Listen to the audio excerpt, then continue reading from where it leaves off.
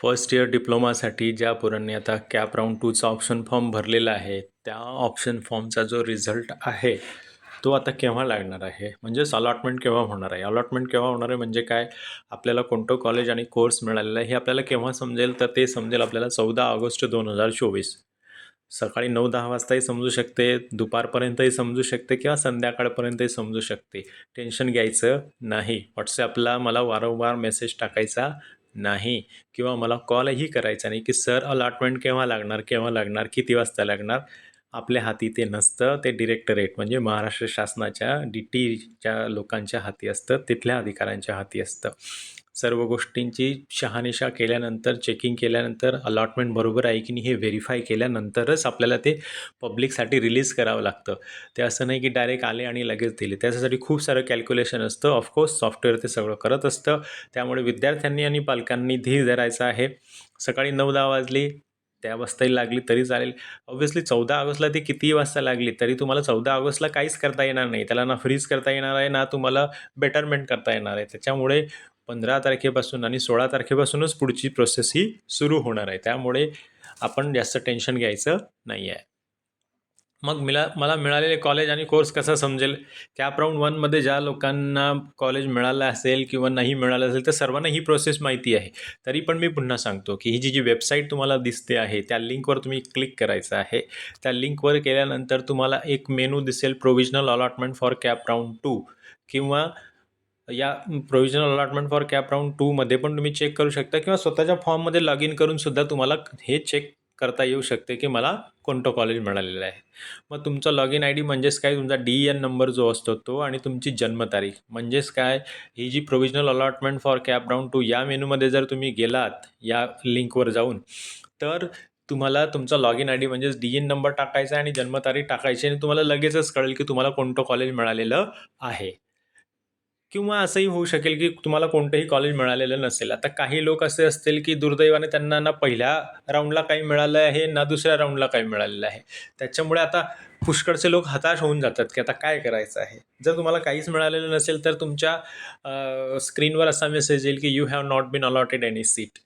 मग जर का तुम्हाला काहीही मिळालेलं नसेल, कॅप राऊंड 1मध्येही काही मिळालं नाही, कॅप राऊंड 2मध्येही काही मिळालं नाही, तर मग आता तुम्हाला विचार करावा लागणार आहे खूप सारा. कारण कॅप राऊंड 2मध्ये पुष्कळशा ज्या सीट्स ह्या दिल्या जातात आणि पुष्कळसे विद्यार्थी हे ॲडमिशन पण घेतात. म्हणजे काय, कमीत कमी 60 ते 70% ॲडमिशन हे कॅप राऊंड 2मध्ये होतात. म्हणजे जागा भरल्या जातात.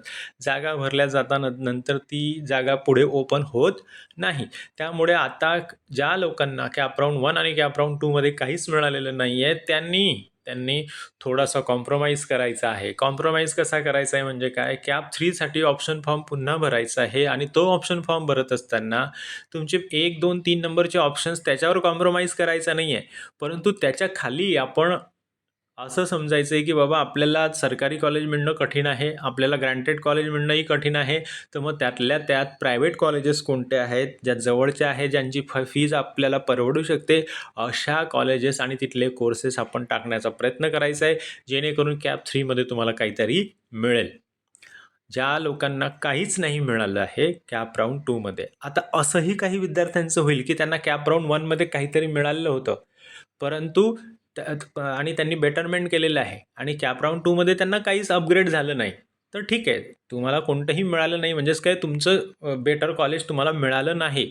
परंतु तुम्ही ₹1000 भरलेले असतील तर पहिल्या राऊंडमध्ये कॅप राऊंड 1मध्ये तुम्हाला जे कॉलेज मिळालेलं आहे ते तुमच्या हातात आहे. त्याच्याने काळजी करण्याचं कारण नाही.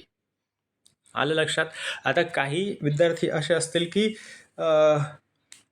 त्यांना कॅपमध्ये 1मध्येही काहीच मिळालं नाही, कॅप 2मध्ये पण काहीच नाही मिळालं आणि ते आता बिलकुल हताश झालेले असतात. मग काय करू, काय करू आणि इकडे-तिकडे जाऊन कोणाचं तरी मार्गदर्शन घेतात. अशा सर्वांना सांगतो, कोणतंच कॉलेज मिळालेलं नसेल तरी सैरभैर व्हायचं नाही. ज्यावेळेस कॅप 3 फॉर्म भरायचा असेल त्यावेळेस सरळ सुविधा केंद्रामध्ये यायचं. तुमच्या जवळच्या गव्हर्नमेंट कॉलेजमध्ये जायचं किंवा प्रायव्हेट कॉलेजमध्ये जायचं, तिथले लोक तुम्हाला मार्गदर्शन करतील. शक्यतोवर जेवढेही ठाणे जिल्ह्याचे विद्यार्थी आहेत आणि पालक आहेत त्यांना मी विनंती करेल की त्यांनी सरळ गव्हर्नमेंट पॉलिटेक्निक ठाणे येथे यायचं. तिथे आमचे अधिकारी असणारच. ते तुम्हाला नक्कीच मार्गदर्शन आणि मदत करतील. त्याच्यामुळे टेन्शन घ्यायची गरज नाही आहे. आता काही विद्यार्थी असे असतील की त्यांना एखादं कॉलेज आणि सीट मिळालेलं आहे. मग आता काय करायचं, त्यांच्या पुढे पण मोठी समस्या असू शकते.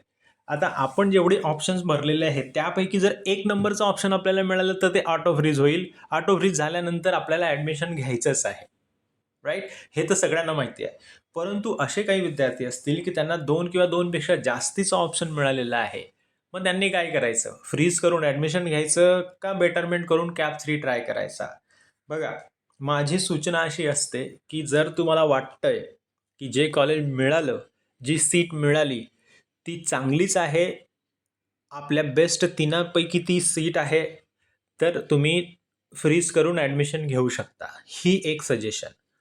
परंतु परंतु ॲज अ पालक मी तुम्हाला सांगतो, ॲज अ विद्यार्थी मी तुम्हाला सांगतो की जर 2 किंवा 2 पेक्षा जास्तीचा ऑप्शन मिळालेला आहे, म्हणजेच काय, मला 1 नंबरचा जो माझा best of the best option होता तो मिळालेला नाही, तर मग मी काय करेल, कॅप 2 मध्ये पण मी बेटरमेंटच ठेवेल आणि कॅप 3 साठी म्हणजे माझ्या जो 1 नंबरचं कॉलेज आहे, 1 नंबरचा जो ऑप्शन आहे, मी त्याच्यासाठी प्रयत्न करेल.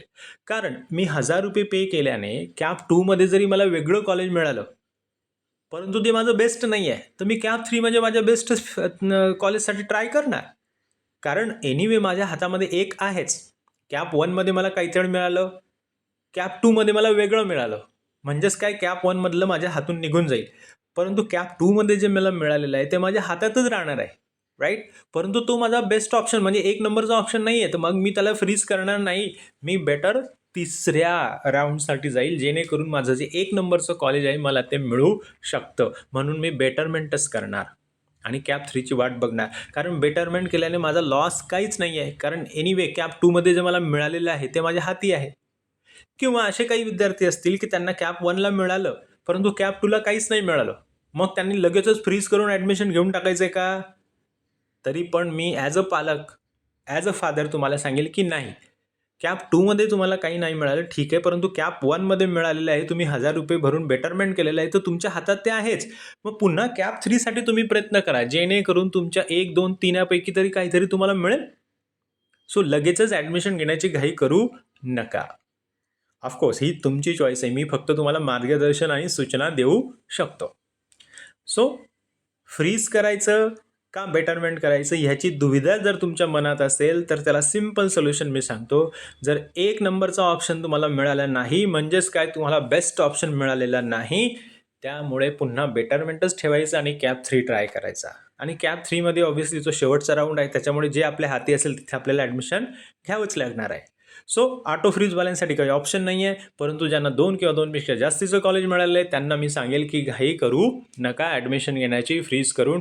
परंतु परंतु अशी काही पालक होते की ज्यांना कॅप 1 मध्ये जे काही कॉलेज मिळालं ते 6 ऑगस्ट नंतर त्यांना वाटतं की नाही यार, मला कॉलेजमध्ये ॲडमिशन घ्यायचंच होतं, मला घ्यावंच लागलं होतं, मी चुकून बेटरमेंट केलं.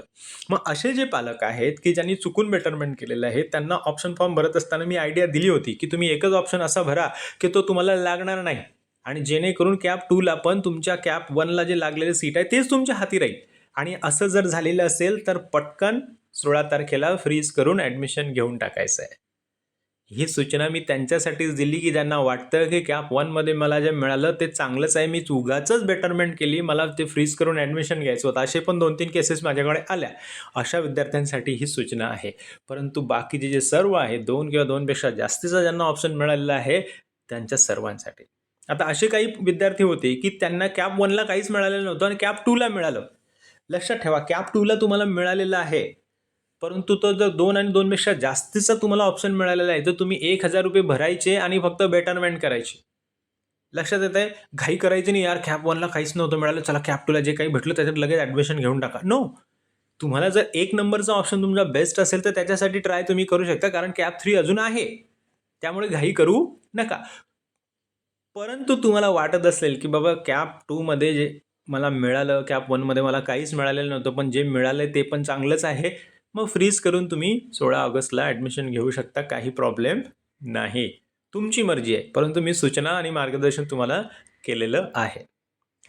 सो बेटरमेंट आणि फ्रीज करून ॲडमिशन घेण्याची तारीख ही लक्षात ठेवा. ऑटो फ्रीज असेल तर तुम्हाला 16 ऑगस्ट 2024 ते 23 ऑगस्ट 2024च्या दरम्यान ॲडमिशन घ्यायचंच आहे त्या कॉलेजला जाऊन, राईट? परंतु तुम्ही जर नाही गेलात ऑटो फ्रीज असूनही तर तुम्ही प्रवेश प्रक्रियेतनं बाद होतात. कॅप 3 पण तुम्हाला होणार नाही. तुम्ही बाहेर पडता पूर्ण प्रोसेसच्या. लक्षात येत आहे तुमच्या?